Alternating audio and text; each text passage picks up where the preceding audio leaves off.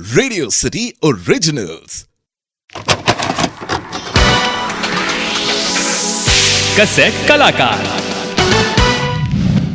Cassette कलाकार में आज हम जिन एक्टर की बात करेंगे वो फिल्मों में बतौर साइड एक्टर काम किया करते थे। अपने कॉमेडी से सबका मन मोह लेते थे। कभी ये हमें एस तैयब अली नजर आते तो कभी नत्थूलाल बनकर मूंछों को ताव देते हुए दिखाई देते। जी हां, हम बात कर रहे हैं एक्टर मुकरी की। मुकरी जी का पूरा नाम मोहम्मद उमर मुकरी था।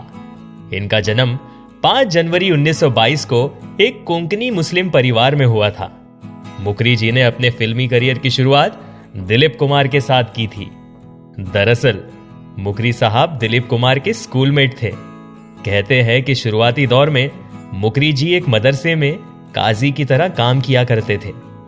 वो बच्चों को कुरान पढ़ाया करते और अन्य रिलीजियस काम में व्यस्त रहते। यूं ही एक बार जब मुकरी जी मदरसे में काम कर रहे थे, उस वक्त उनकी मुलाकात दिलीप कुमार से हुई और यह वक्त था रमजान के महीने का। मुलाकात के दौरान मुकरी जी ने उन्हें अपनी परेशानी के बारे में बताया। उन्होंने दिलीप कुमार से कहा कि उनका परिवार बहुत बड़ा है और पैसों की तंगी है। वो ये नहीं समझ पाते हैं कि वो करें तो क्या करें। ये सुनते ही दिलीप कुमार ने बॉम्बे टॉकीज की ओनर देविका रानी से अपने दोस्त मुकरी की सिफारिश की। इसके बाद मुकरी जी जूनियर असिस्टेंट के तौर पर काम करने लगे और अच्छे पैसे कमाने लगे और साथ ही इन्हें एक्टिंग में भी काम मिलने लगा। मुकरी साहब का करियर लगभग 50 सालों का था और इस दौरान उन्होंने करीब 600 फिल्मों में अपना अभिनय दिखाया।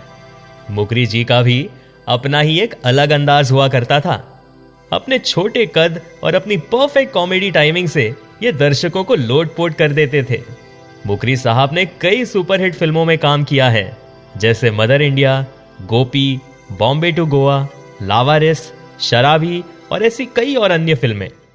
इनके द्वारा निभाए गए कुछ किरदार लोगों को आज भी गुदगुदाते हैं, जैसे इनकी फिल्म शराबी में इनका नत्थूलाल का किरदार, मूछे हो तो नत्थूलाल जी जैसी हो वरना ना हो। ये डायलॉग आज भी हर किसी को याद है। फिल्म अमर अकबर एंथनी में इनका तैयब अली का किरदार भी लोगों ने बहुत पसंद किया था। और ऐसे ही कई और यादगार किरदार हैं जो इन्होंने अपने कार्यकाल में निभाए हैं। उन्होंने कई बड़े बड़े एक्टर्स के साथ स्क्रीन शेयर किए हैं, फिर चाहे वो दिलीप कुमार हो या अमिताभ बच्चन। मुकरी साहब की प्रतिभा और उनका अभिनय उन दिग्गज कलाकारों के बीच भी खिलकर दिखाई देती थी।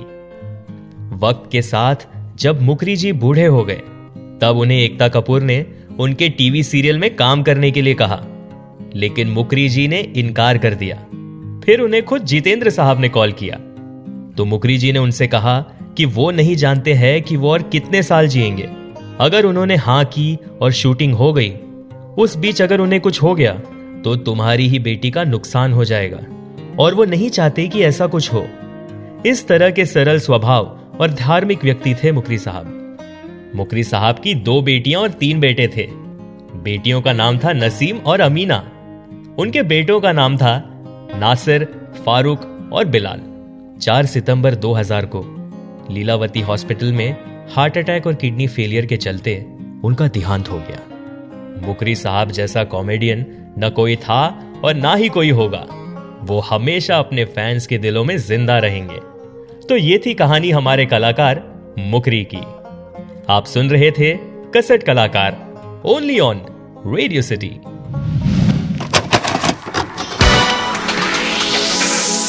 कैसेट कलाकार।